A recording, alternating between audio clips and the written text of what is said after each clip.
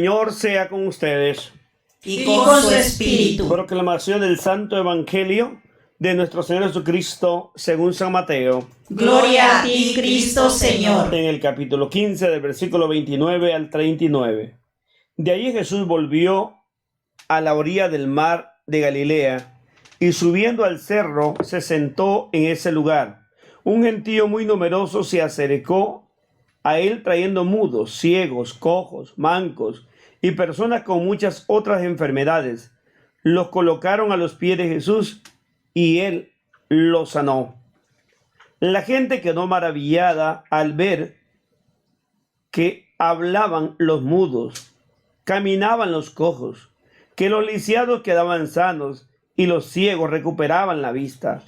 Todos glorificaban al Dios de Israel. Jesús llamó a sus discípulos y les dijo: siento compasión de esta gente, pues hace ya 3 días que me siguen y no tienen comida, y no quiero despedirlos en ayunas, porque temo que se desmayen en el camino.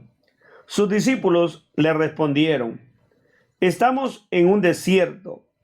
¿Dónde vamos a encontrar suficiente pan como para alimentar a tanta gente? Jesús les dijo: ¿cuántos panes tienen ustedes? Respondieron: 7 y algunos pescaditos. Entonces Jesús mandó a la gente que se sentara en el suelo. Tomó luego los 7 panes y los pescaditos, dio gracias y los partió. Iba entregándoselos a los discípulos y esto lo repartían a la gente. Todos comieron hasta saciarse y llenaron 7 cestos con los pedazos que sobraron. Los que habían comido eran 4,000 hombres, sin contar mujeres y niños. Después Jesús despidió a la muchedumbre, subió a la barca y fue al territorio de Magadán. El Evangelio del Señor. Te alabamos, Cristo Señor. Muy interesante en esta segunda multiplicación de panes. En primer lugar, se da la parte donde el pueblo busca a Jesús y donde Jesús se encuentra con la realidad cotidiana del pueblo pobre que sufre, que ha sido marginado por la pobreza, las enfermedades, como decimos, los menos favorecidos. Aquí hay ciegos, sordos, cojos, hay de toda índole de personas enfermas. Cuando Jesús los ve, tiene compasión de ellos. Los va a ir sanando a todos. Ya ha predicado la palabra. Los ha sustentado. Hoy ha recuperado la fuerza del cuerpo. Tanto cuerpo como espíritu están fortalecidos. Y la gente está agradecida con Dios y comienza a glorificarle, a alabarle. ¿Se han dado cuenta que la mano de Dios, el poder de Dios, a través de la persona de Jesucristo, está obrando en ellos y para ellos? Y en este texto es lo opuesto al primer milagro, donde fueron los discípulos los que le dijeron al Señor: mira, Señor, eres un injusto. En otras palabras, el pueblo se va a desmayar.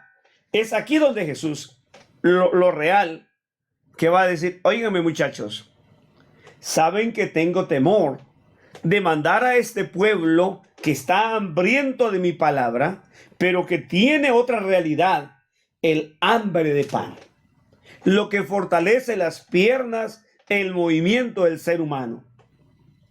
¿Cuántas familias o seres humanos tienen su estómago vacío?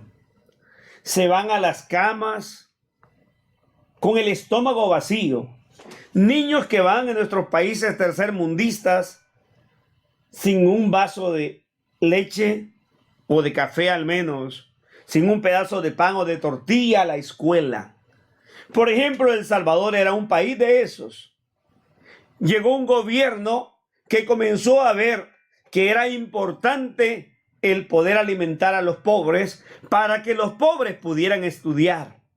Recuerdo cuando yo era un niño y estudiaba e iba del campo y teníamos al menos maíz y frijoles, solamente comprábamos la sal, pero niños pobres de la ciudad que tenían que pelarse hasta los labios comiendo marañones tiernos o lo que encontraban por la pobreza.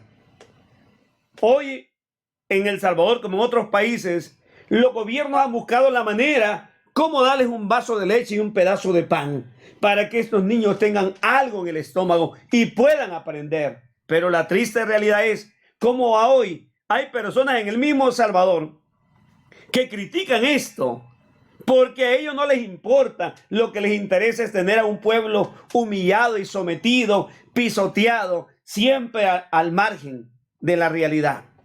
Es tiempo de despertar. Cristo despertó conciencia a los discípulos y ellos van a decir, pero Señor, ¿qué podemos hacer? Aquí estamos en un lugar descampado. Todos tenemos que preguntarnos, ¿qué hacemos por los pobres que no tienen pan? Que sufren de hambre o mueren de hambre. Jesús va a preguntar, ¿pero acaso ustedes no tienen nada? Nada en absoluto para poder compartir. Eso mismo te pregunta a ti y me pregunta a mí. Tú, es cierto, no eres rico, no tienes en abundancia ni de sobra, pero ¿qué tienes? ¿Qué puedes compartir con estos pobres? Y ellos van a decir, Señor, mira, hay 7 panes y unos cuantos pescaditos. Ah, bueno, eso es suficiente. Por favor, coordinen que la gente se siente. Yo voy a hacer la obra. Si nosotros fuéramos generosos y compartiéramos desde lo poco que tenemos, nunca faltará nada, como aquella viuda de Sarepta que compartió con el profeta Elías y nunca le faltó ni pan ni aceite. Cuando usted y yo no pongamos la confianza en el dinero ni en los bienes materiales, sino al contrario, en ese Jesucristo que nos da vida, que nos cambia y nos transforma. Jesús cogió los panes, los bendijo, los multiplicó y los volvió a entregar a los discípulos, como diciendo, miren, ustedes me dieron 7, miren cuánto yo les devuelvo.